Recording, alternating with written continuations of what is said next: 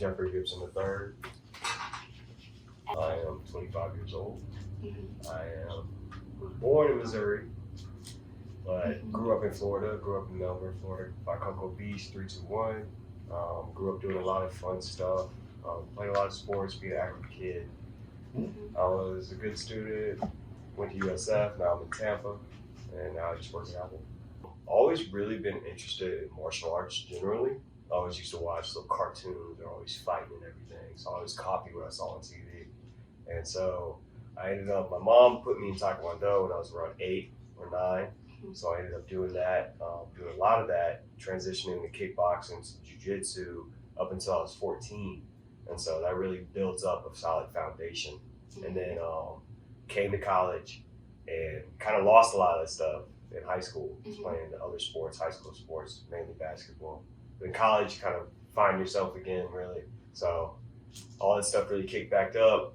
Saw a lot of people, just met a lot of people who were actually doing it too. So I just got back into it, kickboxing, Muay Thai, Taekwondo, everything. Well, anything in martial arts, there's always challenges. Mainly it comes from just accomplishing any goal you set out, right? So it's like you want to do a spin kick. It's never going to be as good the first time as if you keep on doing it. So it's like you always, in martial arts, you'll always have these little challenges built into just the art itself, right? So I remember one that sticks in my head when I was little. I used to have to break these boards to pass and get my belt, right? So I'm breaking a board with a flying head kick, and I couldn't really get it. Just couldn't get it. I was really frustrated and crying and emotional, and I'm like 9 years old. And my sensei kind of pulls me to the side and it's like, why are you emotional? I'm like, because I can't break the board. And then he's just like, well, is being emotional about this going to help you break this board? Or is it just going to distract you from putting all your focus on breaking it? And so I had to learn how to pull back from my emotions to accomplish what I set out in front of me, right? So it's like, that's what's going to keep me. That's what keeps me in martial arts, because it always puts that discipline in me, and it allows me to, when I reach a challenge in martial arts, I have to pull back from my emotion. I have to pull back from everything that's pulling me away from focusing on the challenge, focusing on how to overcome it. So it's like I can apply that to my other side of life, right? So, and that's when you have the good days, when your mindset's straight. Like you have a mindset that you're focused on a goal. I'm going to do this today. I'm going to accomplish this. I'm going to work on this, right? And you come in there and you accomplish it 9 times out of 10. But we're humans.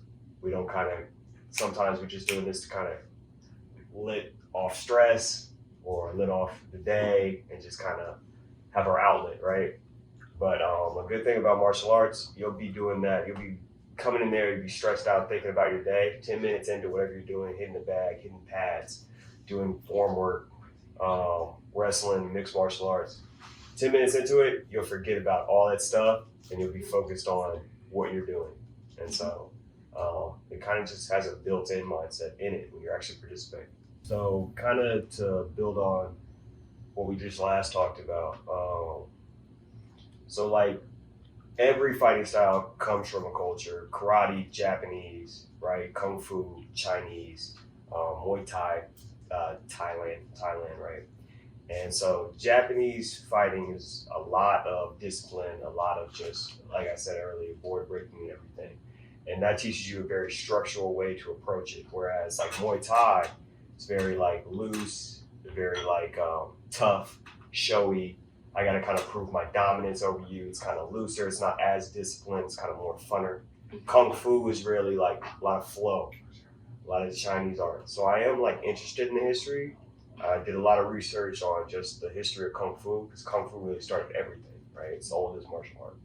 But it started from a guy in India. Dark-skinned Indian guy came over to China and he was like, hey, I'm gonna teach you guys how to meditate. He invented Zen Buddhism and he invented Kung Fu, which is just crazy, right? Exercise, move your body. Your body's meant to be moved. A lot of the things we kind of face today, anxiety, depression, overthinking, anxiousness, can be addressed simply by moving your body and getting active. Your body's meant to move. There's been thousands of years of evolution put into this thing to move. And, you know, the way our society is set up, it's not geared towards that. You're in a set structure for hours on end, every day, not moving. And it doesn't matter what we've done in 100 years is not going to beat what has happened in the past 100,000 years. So it's like, you're going to have to do this, move this thing, move your body the way it's supposed to be moved, right? So it's just like, you got to be active.